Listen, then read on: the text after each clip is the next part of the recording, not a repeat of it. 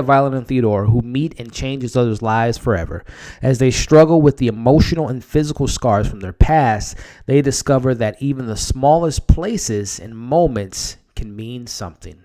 Hey, what's going on, everybody, and welcome back to my channel, Movie Files. Elliot here with a new Netflix original movie review, and today we're talking about All the Bright Places. Before we dive into it, as you can see on the screen now, make sure you're following me on all my social media accounts. Subscribe to this channel if you haven't already. Make sure you hit that bell so you can stay up to date with my latest videos. Give this video a thumbs up, of course, really helps out the channel. And if and when you've seen this film on Netflix, All the Bright Places, let me know what you thought of the film. What did you think of the performances? What did you think of the message? And did you have a personal connection to the story? Let me know your thoughts in the comments. Let's have some fun discussions down there. So All the Bright Places, saw the trailer a couple weeks ago. I like the talent involved. I like what it was kind of presenting itself. It's not a rom-com. It is definitely a drama in regards to a teenage drama. And Netflix has kind of become that platform where you can see obviously action movies, horror movies, great TV shows, but then they kind of have a niche and they have a market where we can see these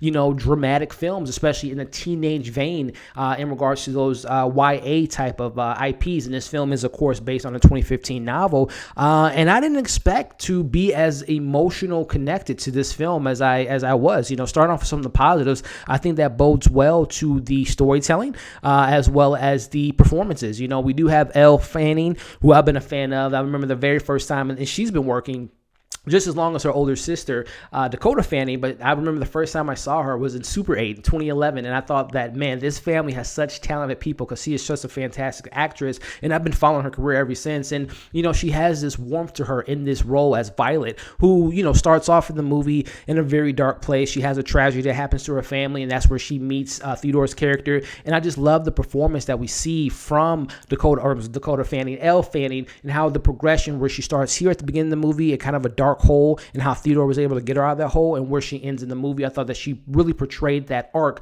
between the beginning to the end, and I really enjoyed that. But also, as I had mentioned, Theodore, Finch, as they call him in this film, played by Justice Smith, who's someone else I've been watching for a while now.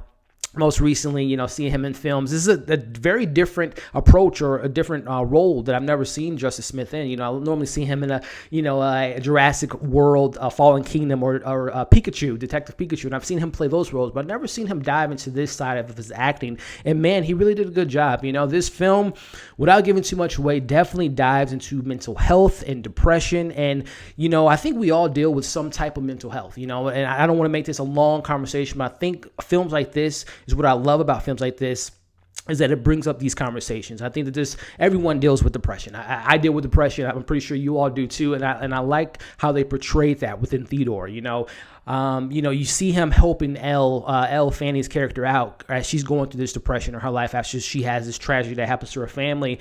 And it just kind of shows you what I liked about Justice's performance. You saw him smiling. You see him just having a ball, having the time of his life with Violet. But you see a smile, but doesn't mean that person isn't hurting inside. And I thought that Justice Smith really portrayed that I think a lot of us, have either witnessed or we do on a regular basis as ourselves. We might laugh, we might smile, we might seem like I do these reviews and I love talking with you all, and I can't thank you all enough for the continued support.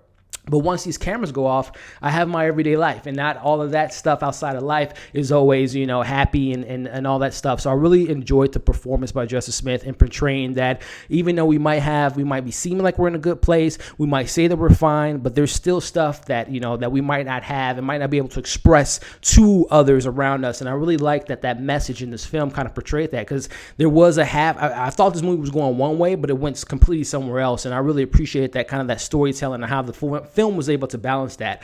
Again, the performance is really solid. The message is really there. There are some criticisms, though, that I do have within that message. Again, I think that as a society, we're making progress to have these conversations about mental health, about depression, about suicidal thoughts.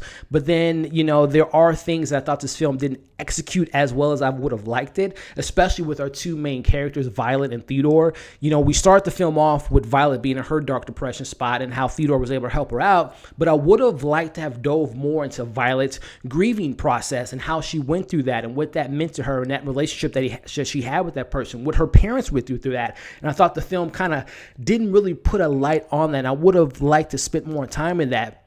because I think that's a fascinating conversation to have. And then even with our character Theodore, I feel like we were, the film was here with Violet, and then we make that switch. And for the last half of the film, it really focuses on Theodore, which is the central theme of this story, and very, shocking reveals that happen within that particular second half of the film. But I would have liked to have dove more into those characters and getting more into the conversation about depression, getting more into the conversation about Theodore's parents and his dad and his mom and his sister. I feel like a lot of the supporting characters in this film were just unfortunately kind of shortcut in regards to is based on a novel. And I'm pretty sure the novel, which is funny enough, Jennifer, I can't think of her last name right now, the author of those books actually helped write this script. And I'm pretty sure her book probably dove more into those things that weren't unfortunately left on the cutting room floor, or maybe not just written into the screenplay of this film, because I thought that there was a lot left to be spoken about with these conversations, with these characters. Because again, I think the Violet's parents really didn't get much to do. The Keegan-Michael Key as the counselor, I think that this film does have some of those tropes of a dramatic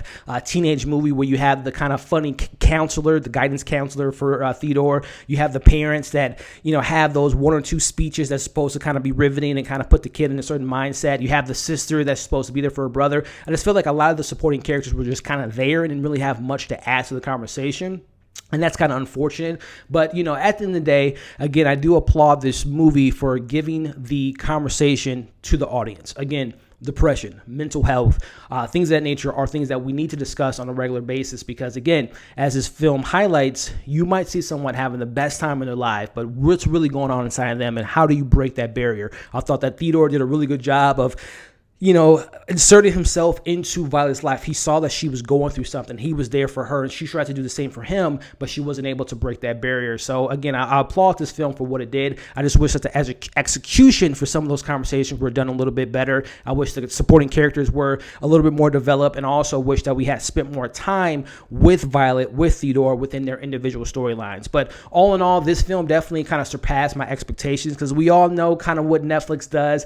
They hit you with a really good film, and then it seems like 6-7 films later, it's just like not good, not executed. But this film, I think, does a really good job. So I'll give this film a 3 out of 5. I will warn you all, especially, again, going back to mental health and depression, things of that nature, this can be a triggering film, that I will let you know that, but I think that the message really does hit home, and I think it's a really touching film. So 3 out of 5 for me for All the Bright Places. Let me know what you all thought of this film. Once you get a chance to see it, give this video a thumbs up. Subscribe to my channel if you haven't already. I have a lot of content on this channel, and I have such a great time speaking with you all, communicating with you all, doing these reviews. And again, with this type of subject matter, which is definitely something that's hard to tackle, if you all ever need someone to talk to, whether it be on YouTube, Instagram, Twitter, Facebook, wherever wherever it is you can find movie files at, I'm here to help you all out, because again, you all have been a great help for me for watching my videos, so subscribing to my channel, to commenting. So if there's anyone else that you can't find to speak to about certain things in life, I want to let you know that I'm here. So that's my thoughts on the film. That's my reach out to you all, that if you ever need someone to talk to, I'm here for you all. Because again, I think we all, need someone to talk to at times. So